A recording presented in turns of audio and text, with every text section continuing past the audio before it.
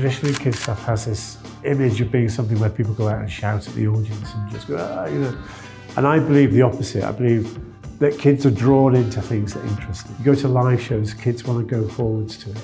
And I think if we tell the story in an engaging way, the kids will come forward. And some of them will physically come forward, some of them will come forward just in their attention. But that is the idea, that's what happens. Hi, my name's Catt Lyons and I am the producer of Lost and Found. It's a beautiful book filled with illustration that follows this really simple story of a penguin that rocks up at a sleepy coastal town and knocks on the door of a little boy. And this little boy presumes that the penguin is lost and sets off on this whirlwind journey across land and sea to try and get the penguin home.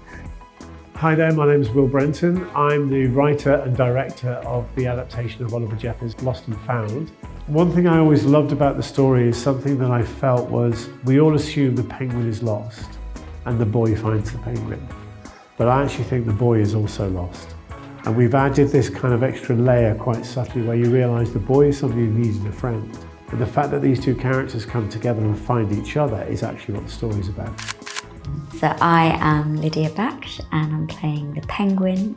I feel this book is particularly magical because there's something so stripped down about it. It's so simple. I watched the film as well many years ago and totally fell in love with this penguin character.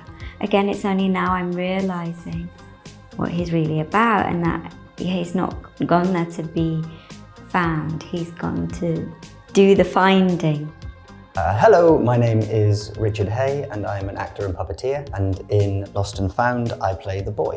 What's been really lovely about this process is the amount of creative freedom and the amount of willingness Will has to trust us to play. You know, he'll sit in and he'll just whisper a secret little note and then get you to play again and kind of work through the character that way emotionally.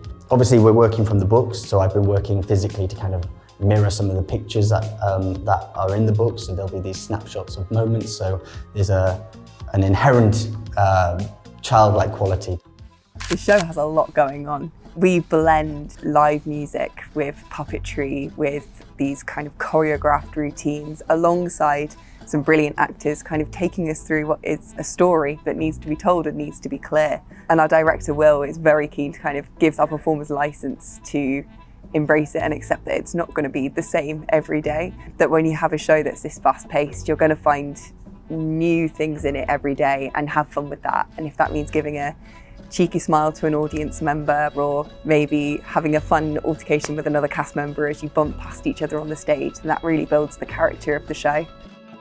I think they see in this show a little more than there is in the book overtly. And what we've done very, very consciously in the show is try and recreate some of the pages.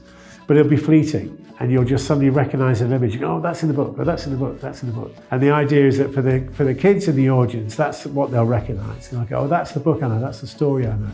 The rest of it is all brand new. And the way we're using the seagulls and some of the comedy that we brought into the show, the music element, that's all completely new. But I hope that kids will go away fully recognising the story, but feeling that it's a much bigger world than they're originally familiar with. While the show is about friendship and this very literal journey that the boy and the penguin go on, I don't think it takes a stretch of the imagination to really consider how the penguin might have found himself so far away from home and looking for a friend. And I think that calls to themes like the climate crisis or the movement of people that we're currently experiencing in the world right now. And while the show doesn't hit on that overtly, I think it's important to acknowledge that those things are in the background of so many conversations these days. And so often just the first step you can take is to be open-minded, friendly, and invite those conversations into your lives, just like the way the boy and the penguin kind of embrace one another in this story.